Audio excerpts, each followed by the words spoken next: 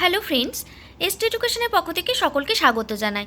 তো আজকে আমি কিন্তু জিওগ্রাফি থেকে একটি প্র্যাকটিস ক্লাস নিয়ে চলে এসেছি, যেগুলো কিন্তু সমস্ত প্রকার কম্পিটিটিভ এক্সামের জন্য খুবই গুরুত্বপূর্ণ এবং আসন্ন যে সমস্ত কম্পিটিটিভ এক্সাম হতে চলেছে, যেমন গ্রাম পঞ্চায়েত, তারপর পিএসসি ক্লার্ক, মিসলেনিয়াস, আইসিডিএস, এছাড়াও যে সমস্ত কম্পিটিটিভ এক্সাম হতে চলেছে সেই সমস্ত কম্পিটিটিভ এক্সামের জন্য কিন্তু এই প্রশ্নগুলো খুবই গুরুত্বপূর্ণ। তো চলো ভিডিওটি শুরু করছি। দেখো, প্রশ্ন নম্বর 31। তোমরা যারা আগের পার্টটি দেখোনি তারা অবশ্যই আমার চ্যানেলে গিয়ে এর আগের পার্টটি দেখে নিও। তো চলো শুরু করি। জার্মানির সহায়তায় কোন স্টিল প্ল্যান্ট 1965 সালে শুরু হয়েছিল? তো দেখো, এখানে অপশানগুলো আছে। প্রথম অপশানটি আছে Jamshedpur Tata steel plant, Bokaro steel plant, Durgapur steel plant, আর আছে রাউরকেল্লা স্টিল প্ল্যান্ট। তো দেখো, এখানে চারটি অপশান আছে। এই চারটি অপশানের মধ্যে কিন্তু এর সঠিক অপশানটি কিন্তু হয়ে যাচ্ছে option number D, Rourkela steel plant. তো চলো পরের প্রশ্নটি দেখে নিই। প্রশ্ন নম্বর 32। চিল্কা হ্রদ কোন উপকূলে অবস্থিত? অপশানগুলো আগে দেখে নিই। অন্ধ্র উপকূলীয় সমভূমি, তামিলনাড়ু উপকূলীয় সমভূমি, উৎকল উপকূলীয় সমভূমি, আর কোনোটি নয়। তো দেখো, এই প্রশ্নটির কিন্তু সঠিক উত্তরটি কিন্তু হয়ে যাচ্ছে অপশান সি, উৎকল উপকূলীয় সমভূমি। তো তোমরা যারা আমার ভিডিওটি দেখছো অবশ্যই সবাই কিন্তু লাইক করে দেবে। তোমরা কিন্তু আমার ভিডিওটিতে লাইক করে দিও। তো চলো পরের প্রশ্ন। প্রশ্ন নম্বর 33। ব্যারেন আগ্নেয় দ্বীপপুঞ্জটি ড্যাশ অবস্থিত, মানে কোথায় অবস্থিত? দেখো, উত্তর আন্দামানের উত্তরে, পোর্ট ব্লেয়ারের উত্তরে, কার নিকোবরের দক্ষিণে, আর আছে গ্রেট নিকোবরের দক্ষিণে।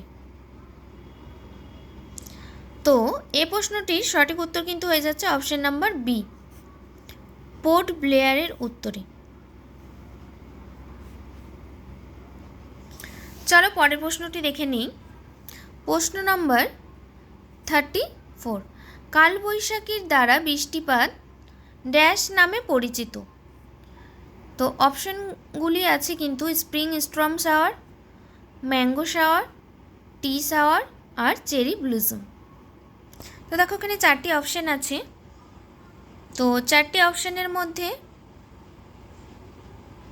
এই প্রশ্নটি কিন্তু সঠিক অপশানটি কিন্তু হয়ে যাচ্ছে option number A, spring storm shower. তো দেখো, তোমরা যারা আমার চ্যানেলটি প্রথম দেখছো বা এখনও যারা সাবস্ক্রাইব করনি তাদেরকে বলছি অবশ্যই আমার চ্যানেলটি কিন্তু সাবস্ক্রাইব করে রাখো।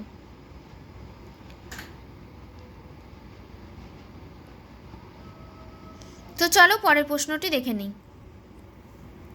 প্রশ্ন নম্বর 35। তিলপাড়া ব্যারেজ ড্যাশ নদীর উপর নির্মিত। চলো অপশনগুলো কি আছে একবার দেখে নেই। অজয়, ময়ূরাক্ষী, কংসাবতী, আর বরাকর। তো দেখো, এই প্রশ্নটির সঠিক উত্তর কিন্তু হয়ে যাচ্ছে অপশন বি, ময়ূরাক্ষী। তোমরা যারা আমার ভিডিওটি দেখছো তারা অবশ্যই কিন্তু আমার ভিডিওটিতে লাইক করে দেবে।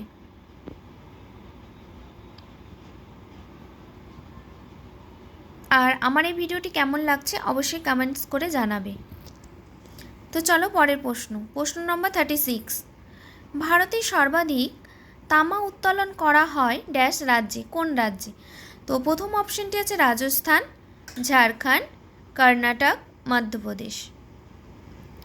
তো দেখো, এই প্রশ্নটির সঠিক উত্তর বা সঠিক অপশন যেটি হবে সেটি হচ্ছে মধ্যপ্রদেশ, অপশন ডি।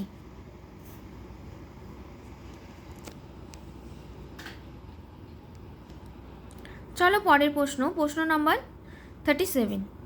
নিম্নলিখিত কোন রাজ্যটির সঙ্গে পশ্চিমবঙ্গের সীমানা সর্বনিম্ন, মানে সবচেয়ে কম? উড়িষ্যা, বিহার, আসাম, সিকিম। তো দেখো, এই প্রশ্নটির সঠিক উত্তর কিন্তু হয়ে যাচ্ছে অপশন ডি, সিকিম। চলো পরের প্রশ্ন।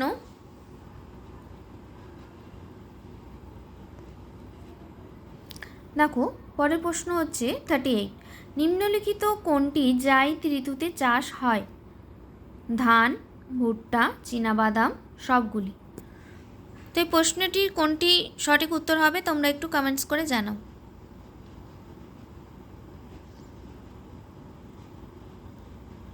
আর ভিডিওটি ভালো লাগলে অবশ্যই বন্ধুদের মধ্যে শেয়ার করে দিও।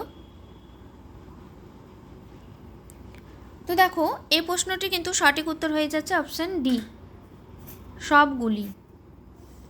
ধান, ভুট্টা, চীনাবাদাম সবগুলিই কিন্তু জায়িদ ঋতুতে চাষ করা হয়। চলো পরের প্রশ্ন। প্রশ্ন নম্বর 39, পশ্চিম উপকূলে কাজু বাদাম কোন মৃত্তিকায় চাষ হয়?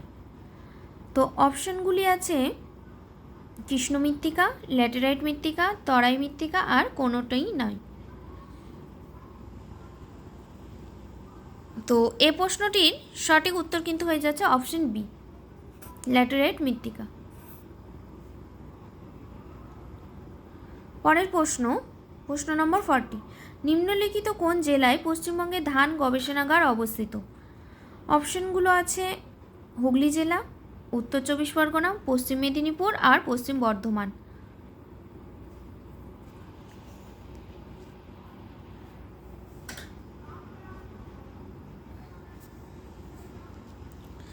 তো দেখো এই প্রশ্নটির কিন্তু সঠিক উত্তর কিন্তু হয়ে যাচ্ছে অপশন এ, হুগলি জেলা। তো চলো পরের প্রশ্নে যাওয়ার আগে তোমাদেরকে অবশ্যই একটি রিকোয়েস্ট করছি, আমার ভিডিওটি লাইক করে দিও। তোমরা কিন্তু সবাই যারা যারা দেখছো আমার ভিডিওটিতে লাইক করে দিও। তো চলো পরের প্রশ্ন নম্বর 41, 1937 সালে ভারতের প্রথম অ্যালুমিনিয়াম কেন্দ্রটি ড্যাশে স্থাপিত হয়েছিল? কোথায়? উড়িষ্যা, পশ্চিমবঙ্গ, কর্ণাটক, তামিলনাড়ু। তো দেখো এই প্রশ্নটি কিন্তু সঠিক উত্তর বা সঠিক অপশান কিন্তু হয়ে যাচ্ছে অপশান নাম্বার বি, পশ্চিমবঙ্গে। পরের প্রশ্ন 42, পশ্চিমবঙ্গের উচ্চতম স্থান হলো কোনটি?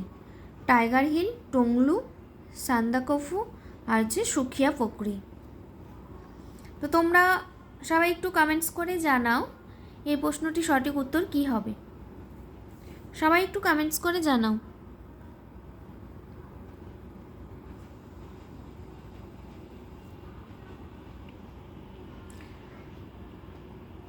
আর আমার ভিডিওটি ভালো লাগলে অবশ্যই তোমরা কিন্তু তোমার ফ্রেন্ডদের মধ্যে শেয়ার করে দিবে।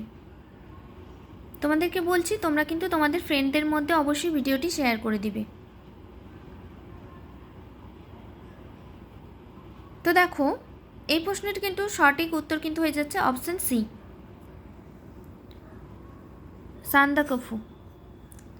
সান্দাকফু কিন্তু হচ্ছে পশ্চিমবঙ্গের উচ্চতম স্থান। চলো পরের প্রশ্ন নম্বর 43, নিম্নলিখিত কোন উপদ্বীপীয় নদীটি পশ্চিম দিকে প্রবাহিত হয়েছে? পশ্চিম দিকে প্রবাহিত হয়েছে কোন নদীটি? অপশানে আছে মহানদী, গোদাবরী, তাপ্তি, কাবেরী। তো দেখো এই প্রশ্নটির সঠিক উত্তর কিন্তু হয়ে যাচ্ছে অপশান সি, তাপ্তি। তো এই প্রশ্নটির সঠিক উত্তর কিন্তু হয়ে যাচ্ছে অপশান সি, তাপ্তি। তো আজকে এই ছিল জিওগ্রাফির সবচেয়ে গুরুত্বপূর্ণ প্রশ্ন, যেগুলো কিন্তু প্রত্যেকটি কম্পিটিটিভ এক্সামের জন্যই গুরুত্বপূর্ণ। প্রত্যেকটা প্রশ্নই কিন্তু খুবই গুরুত্বপূর্ণ।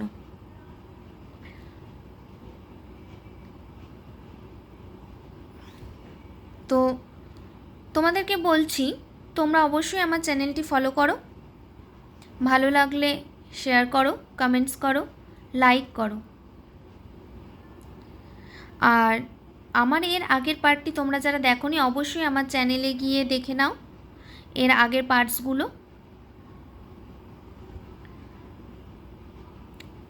আর তোমরা কিন্তু আমার এই ভিডিওটি তোমার ফ্রেন্ডদের মধ্যে শেয়ার করে দিও। তো চলো দেখা হচ্ছে পরবর্তী ভিডিওটিতে। সবাই ভালো থেকো।